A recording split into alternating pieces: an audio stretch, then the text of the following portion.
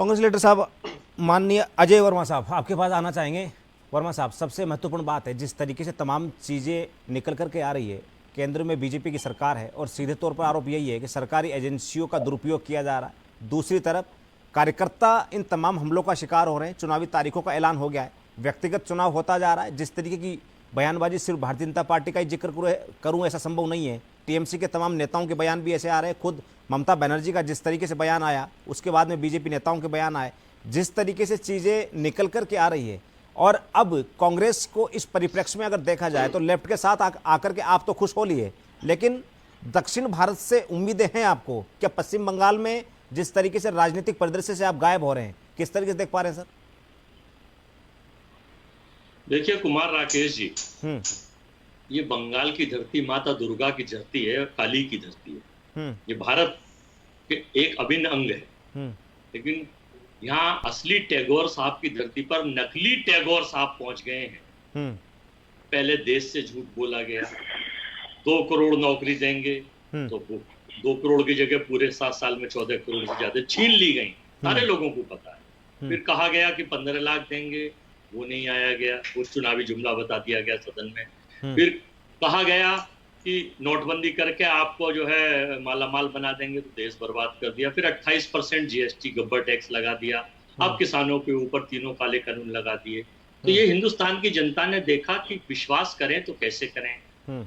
देश की सरकार महंगाई, गैस सिलेंडर, पेट्रोल, डीजल के मुद्दे को भूलकर यहाँ के मंत्री, प्रधानमंत्री, गृह मंत्री और महत्वपूर्ण लोग, जबकि बंगाल का एक छोटी सी स्टेट का चुनाव है, लेकिन ये सारे लोग तन मन धन से सारे काम छोड़कर, विकास छोड़कर, देश के हालात छोड़कर, कोविड की स्थितियों को छोड़कर, जीडीपीओ की छोड़कर बंगाल में जाकर केवल ऐसे लड़ रहे हैं जैसे कि नगर पालिका के चुनाव हो। उसके बाद भी जब इन्हें पता है दिल्ली में भी ऐसे ही लड़े थे।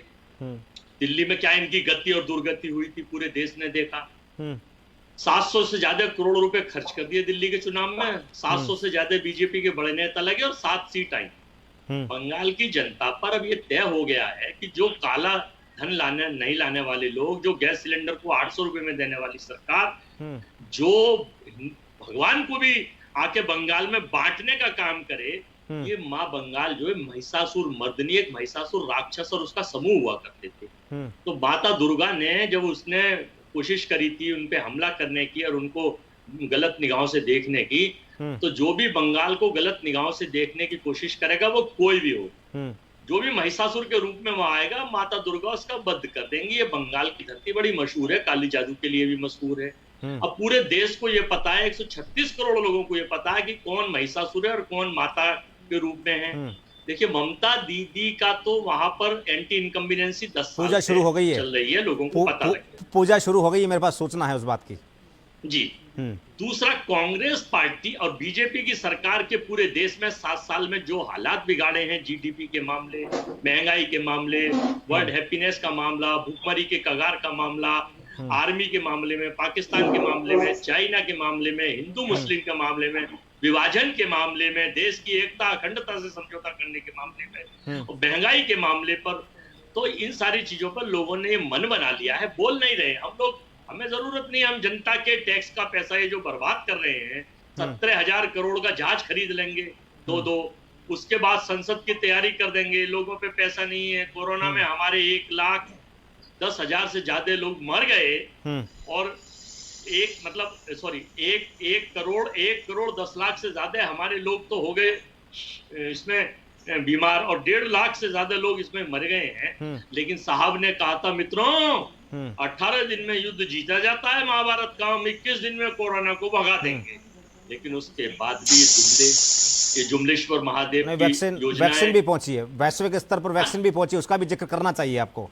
वैश्विक स्तर पर वैक्सीन भी पहुंची है, उसका जिक्र बनता है अगर स्वस्थ राजनीति की अगर आप बात कर रहे हैं तो। वैक्सीन आप देखिए, बीच में आप सही है, आप पूछिए, वैक्सीन सरकार ने कोई बनाई है? वैक्सीन तो डॉक्टर्स बनाते हैं, वैज्ञानिक बनाते हैं, इंजीनियर बनाते हैं। जैसे आर्मी, सेना हमारी बॉर्डर पे लड़ती है, हमारा सेना को सल्यूट, वैज्ञानिक को सल्यूट। चलिए ठीक है, इसका जवाब दूंगा मैं आपको।